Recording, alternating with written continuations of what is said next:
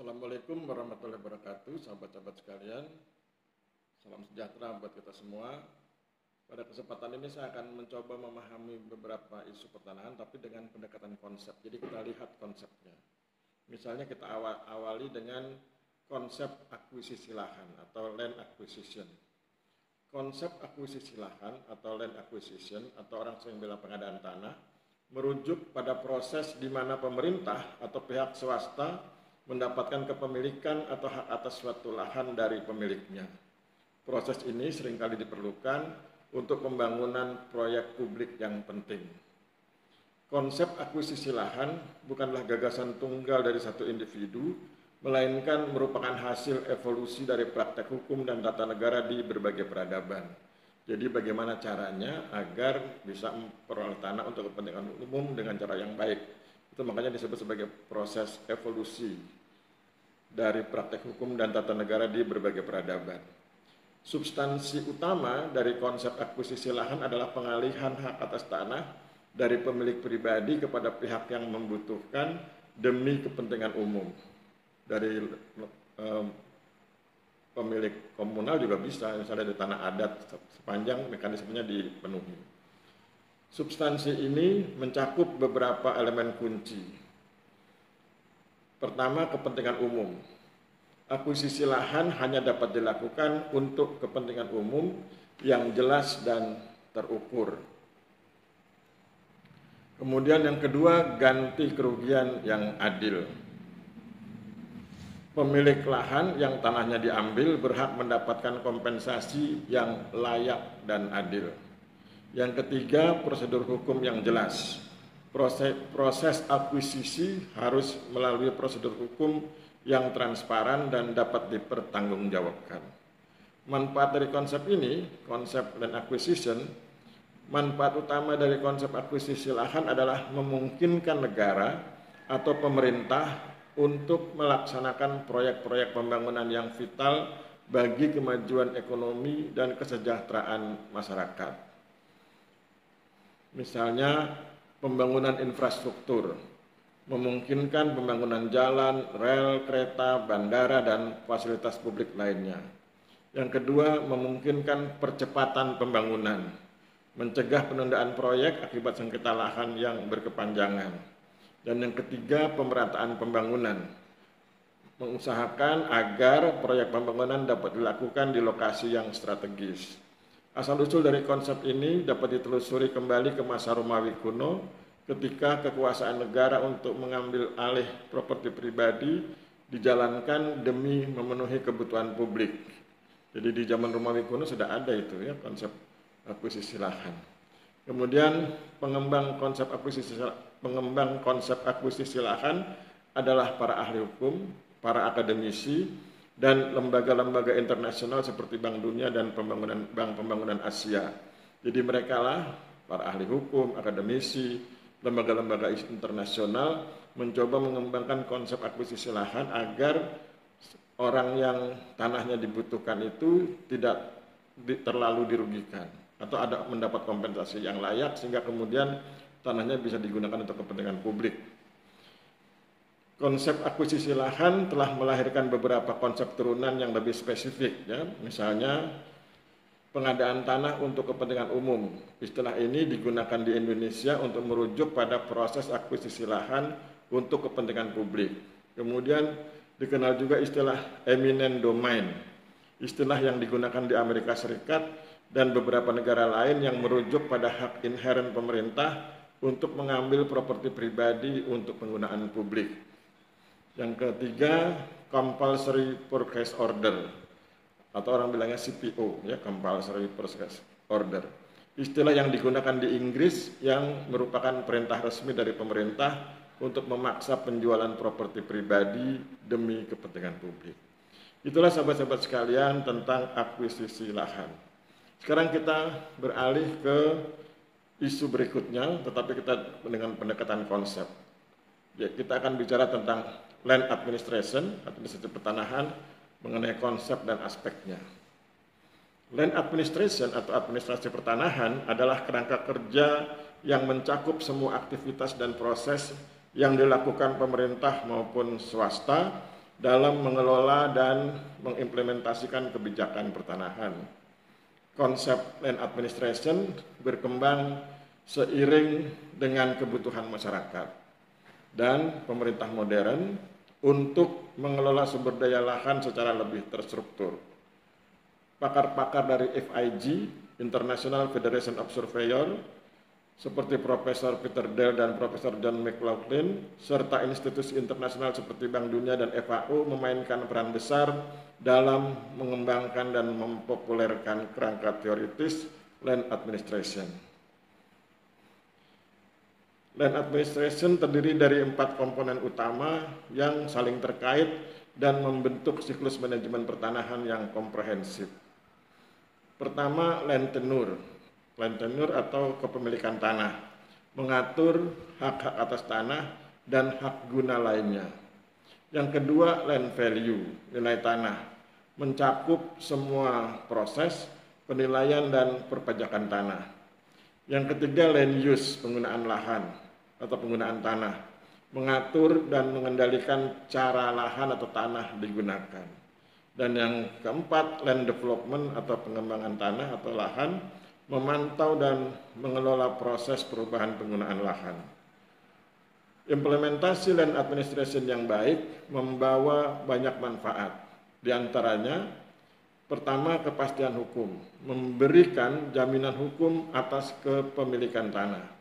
Yang kedua, peningkatan ekonomi, mempermudah transaksi properti dan meningkatkan pasar properti yang transparan dan efisien. Dan yang ketiga, tata kelola yang baik, meningkatkan akuntabilitas dan transparansi pemerintah dalam mengelola sumber daya tanah atau sumber daya lahan. Konsep land administration modern berakar dari sistem administrasi pertanahan tradisional yang sudah ada sejak lama, seperti sistem kadaster yang berasal dari Eropa.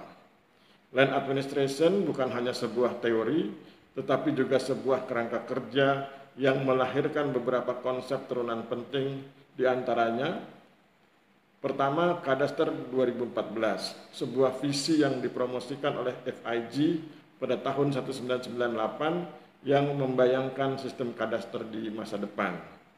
Yang kedua, sistem pendaftaran tanah berbasis bidang, pendekatan yang memfokuskan pendaftaran hak pada unit-unit lahan yang terdefinisi secara spasial.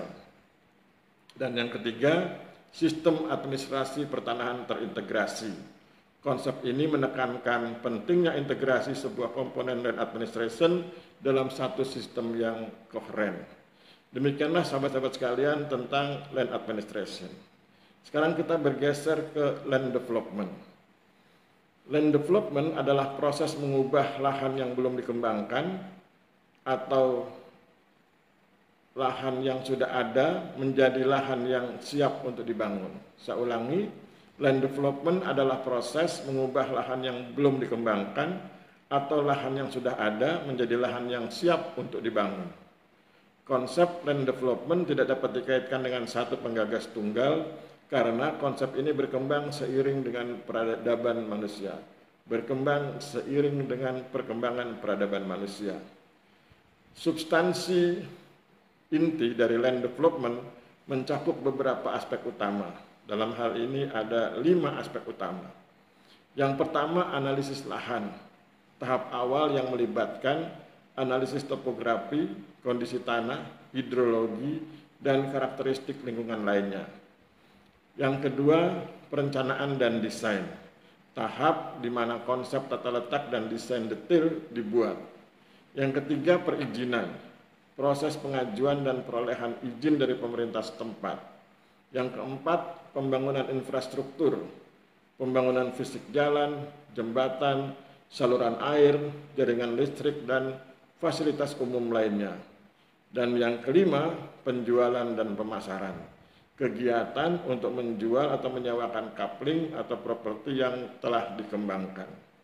Konsep land development memberikan banyak manfaat, diantaranya peningkatan nilai lahan. Lahan yang telah dikembangkan dengan infrastruktur dan fasilitas yang baik memiliki nilai jual yang jauh lebih tinggi.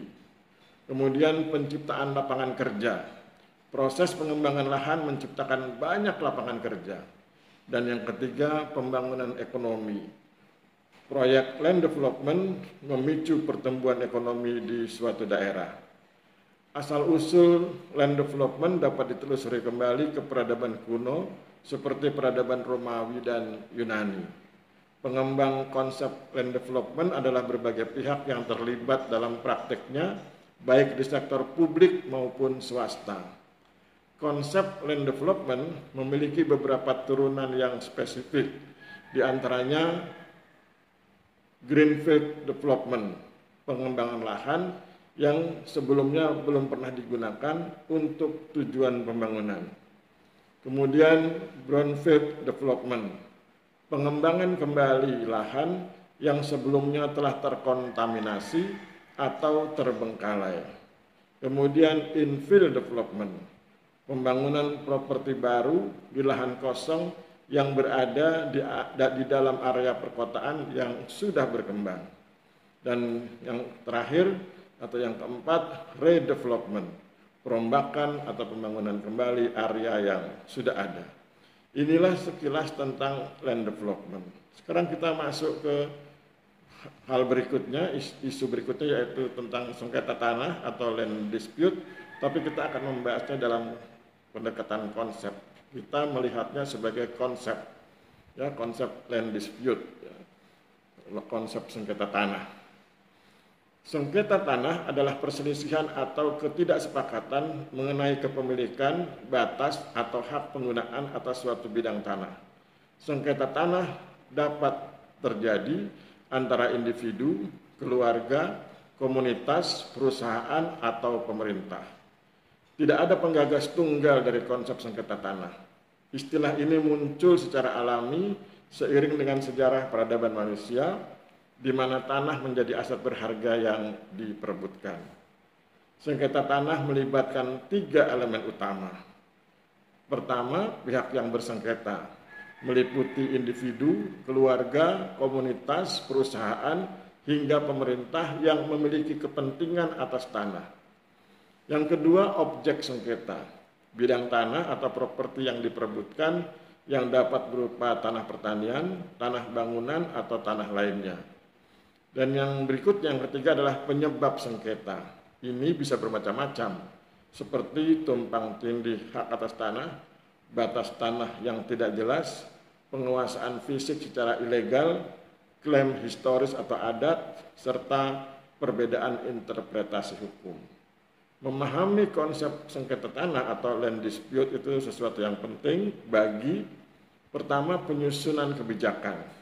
Pemerintah dapat membuat regulasi yang lebih baik untuk mencegah sengketa dan menyelesaikan sengketa yang sudah terjadi.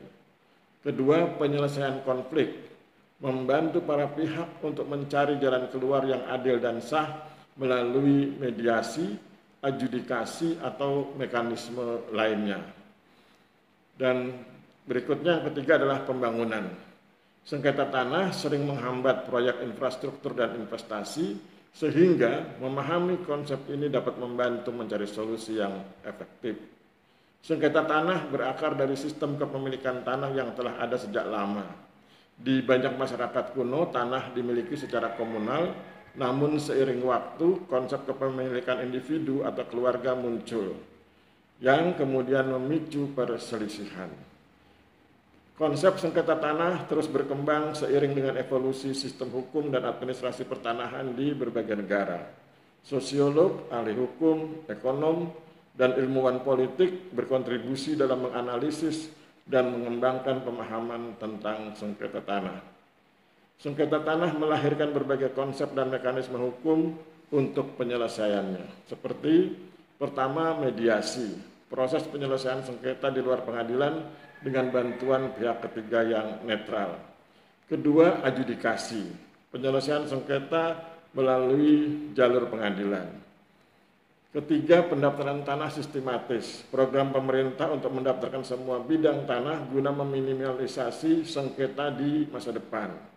Dan yang keempat, gugatan perdata, mekanisme hukum formal di mana satu pihak menuntut pihak lain di pengadilan terkait hak kepemilikan tanahnya. Jadi saya ulangi, Sengketa tanah melahirkan berbagai konsep dan mekanisme hukum untuk penyelesaiannya, seperti mediasi, adjudikasi, pendaftaran tanah sistematis, dan gugatan perdata. Sahabat-sahabat sekalian, itulah beberapa isu tentang pertanahan yang kita dekati lewat pendekatan konsep. Kita akhiri, mudah-mudahan bermanfaat. Mohon maaf bila terjadi kesalahan. Wabillahi taufiq wal hidayah. Wassalamualaikum warahmatullahi wabarakatuh.